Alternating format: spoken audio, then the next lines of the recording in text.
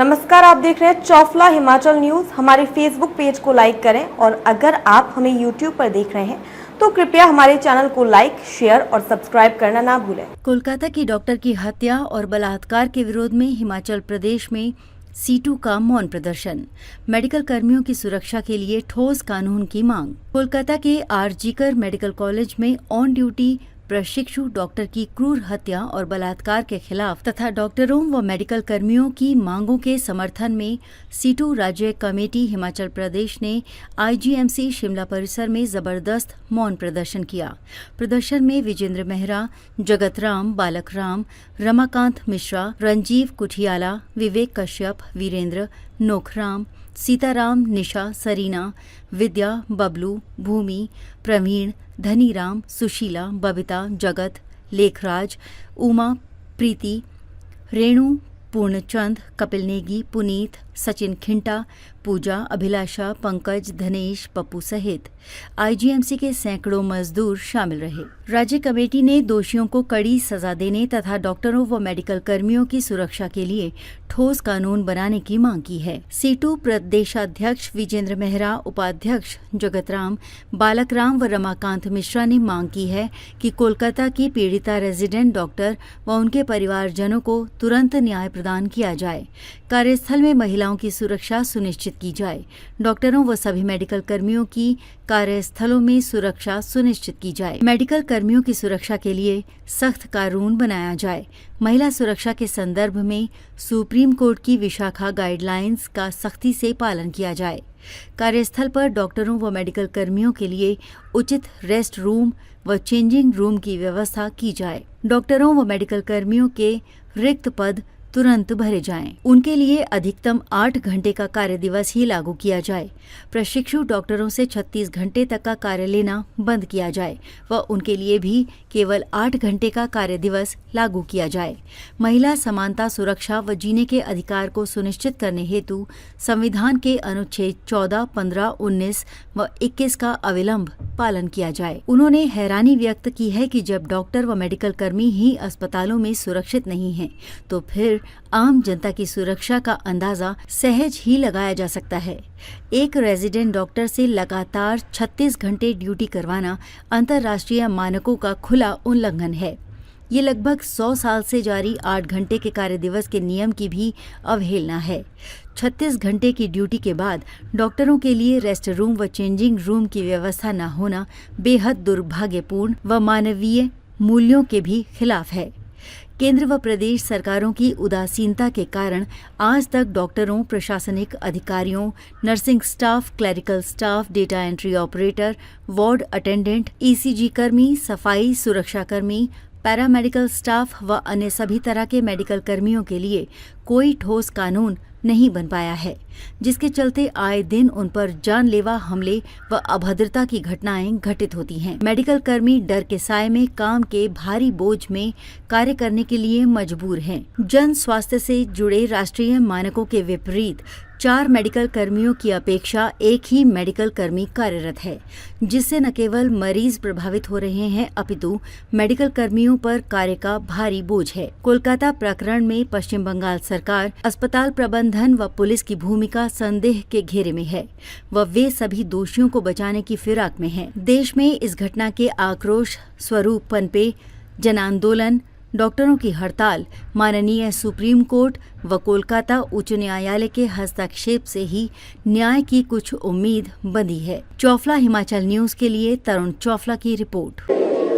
CITU राज्य committee की ओर से आज ये मौन प्रदर्शन हम कर रहे हैं आईजीएमसी के प्रांगण में। आपको मालूम है 8 अगस्त को कोलकाता के अंदर जिस रूप में जो सबसे सेफ जगह समाज के अंदर मानी जाती है, जहां सारी उम्मीदें टूट जाती हैं, तब अस्पताल एक ऐसी उम्मीद होती है जहां आके मरीज और उसके तीमारदार और आम जनता जो है राहत महसूस करती है। और अस्पतालों के अंदर ही अगर मरीजों की, डॉक्टरों की, मेडिकल कर्मियों की और जो तमाम लोग जो अस्पताल के अंदर कार्यरत हैं, उनकी सुरक्षा अगर खतरे में पड़ जाए तो इससे बड़ा दुर्भाग्यपूर्ण चीज़ कोई नहीं हो सकती है। जिस तरीके से कोलकाता में 8 अगस्त को जो रेजिडेंट डॉक्टर, जो एक बच्ची मैं बच्ची ही कहूँगा, हमसे छोटी उम्र में थी, तो वो जिस रूप में वहाँ कार्यरत थी 36 घंटे से, ये अपने आप में ही एक गंभीर प्रश्न है कि एक डॉक्टर किस परिस्थिति में काम करता है। 36 घंटे लगातार ड्यूटी करना और उसके बाद जो है थोड़ा रेस्ट करने के लिए और उसके साथ पढ़ाई करने के लिए थोड़ा बाहर निकलती हैं, और वहाँ सेमिनार हॉल के अंदर जिस रूप में एक जघन्य अपराध को उसको अंजाम दिया जाता है, बर्बर तरीके से रेप किया जाता है, हत्या की जाती है, और दुर्भाग्यपूर्ण स्थिति ये है कि उसके बाद जो वहाँ की पुलिस है वो लीपापोती करती है। जो प्रबंधन है उस अस्पताल का, वो यहाँ तक कह देता है कि आत्महत्या का मामला है। 3 घंटे जो बॉडी है उस लड़की की, डॉक्टर की, उसको देखने की इजाज़त उसके पेरेंट्स को नहीं दी जाती है। पूरी एक लीपापोती होती है। बहुत सारे प्रश्न खड़े हुए और पूरे देश के अंदर जिस तरीके से एक जन आक्रोश उमड़ा, ना केवल डॉक्टर और मेडिकल लाइन के कर्मचारी, तमाम जो काम करते हैं अस्पतालों के अंदर, वो सड़कों पर उतरे, बल्कि देश की जनता जो है करोड़ों की तादाद में लामबंद हुई इस बात को लेकर कि महिलाओं की सुरक्षा आखिर कब सुनिश्चित होगी। अस्पताल के अंदर अगर महिला की सुरक्षा सुनिश्चित नहीं है तो कहाँ सुरक्षित है फिर महिला। और आप सबको मालूम है हमारे देश का जो संविधान है उसका जो अनुच्छेद 14 है, अनुच्छेद 15 है, अनुच्छेद 19 है, अनुच्छेद 21 है, ये एक तरह से जो है हर व्यक्ति को बराबरी का हक देता है, उसकी सुरक्षा का जो है इंतज़ाम करने का या जीने का अधिकार देता है। उस सारे विषय पर जो है जो वो वहाँ की सरकार है तृणमूल कांग्रेस की, वो फेल हुई, और वहाँ का जो प्रशासन है, वहाँ की जो पुलिस है, उसने लीपापोती की। ये घटना पहली घटना नहीं है देश के अंदर। आप अक्सर देखते हैं कि डॉक्टरों के ऊपर और जो अस्पतालों में काम करने वाले जो दूसरे कर्मचारी हैं, क्लास 4 से लेकर सफाई कर्मचारियों से लेकर वार्ड अटेंडेंट से लेकर सिक्योरिटी स्टाफ से लेकर जो हमारे डाटा एंट्री ऑपरेटर्स हैं, नर्सिंग स्टाफ है, तरह तरह के जितने पैरामेडिकल स्टाफ है, सब किन परिस्थितियों में काम करते हैं। एक बहुत भारी बोझ होता है काम का। उस परिस्थिति में भी एक अच्छा काम करते हुए जनता को या मरीजों को जो सुविधा दी जाती है, लेकिन उसके बावजूद भी उन पर आए दिन हमले होते हैं, उन पर आए दिन जो इस तरीके की वारदातों को अंजाम दिया जाता है, जघन्य हत्याएं या रेप जो इस तरीके की घटनाओं को भी अंजाम दिया जाता है, जो कलकत्ता में जनता ने देखा। तो हम तो ये भी कहना चाहेंगे कि संविधान का अक्षरशः पालन होना चाहिए। बहुत पहले माननीय सुप्रीम कोर्ट के अंदर भी जो विशाखा गाइडलाइन जो जारी की उस वक्त जस्टिस JS वर्मा जी ने, मुख्य न्यायाधीश ने, और उसमें भी महिलाओं की सुरक्षा को जो है उसको पुख्ता करने की बात कही थी। लेकिन वो इतने वर्ष बीत जाने के बाद भी, आज 25 सालों से ज़्यादा समय बीत जाने के बाद भी आज महिलाओं की सुरक्षा जो कार्यस्थलों पर सुनिश्चित नहीं हुई। आज भी महिलाओं के साथ जो है इस तरीके के हमले होते हैं, बर्बरता होती है, हिंसा होती है, जघन्य अपराध होते हैं। तो महिला भी तो आधी आबादी है हमारे समाज का। क्या उसको जीने का हक नहीं है? क्या उसको अपनी ड्यूटी करने का हक नहीं है? क्या वो अगर ड्यूटी करने आती है तो किसी भी इंसान को इस पुरुष प्रधान समाज में ये हक है कि उसके साथ जो रेप कर दिया जाए, उसकी हत्या कर दी जाए? तो जो विशाखा की गाइडलाइंस हैं उस वक्त की, आज से इतने साल पहले की, उनको भी जो है लागू किया जाना चाहिए। संविधान को भी लागू किया जाना चाहिए। माननीय सुप्रीम कोर्ट की गाइडलाइंस को जो लागू किया जाना चाहिए। और एक ऐसा कानून, अब वक्त इस बात की मांग कर रहा है, एक ऐसा कानून अब आना चाहिए जिसमें मेडिकल प्रोफेशन से जुड़े हुए जितने लोग हैं उनकी जो सुरक्षा सुनिश्चित की जानी चाहिए। कड़ा कानून एक बनना चाहिए। और इसके साथ साथ जिस तरीके का काम का बोझ है डॉक्टरों के ऊपर, जो जिस तरीके से वो खुद भी 36 घंटे वो जो है रेजिडेंट डॉक्टर काम कर रही थी। 36 घंटे क्या इंसान जो है पूरे दुनिया में सन 1886 में 8 घंटे की ड्यूटी को लेकर जो है एक लड़ाई हुई शिकागो के अंदर और पूरे अमेरिका के अंदर, और उसके तहत जो है पूरे दुनिया में जो कन्वेंशन है, पूरे अंतर्राष्ट्रीय स्तर के जो रूल्स रेगुलेशंस है, वो इस तरीके के लगातार 36 घंटे के काम की इजाज़त नहीं देते हैं। तो ये क्यों हो रहा है? क्योंकि डॉक्टरों की भारी कमी है, काम का बोझ है।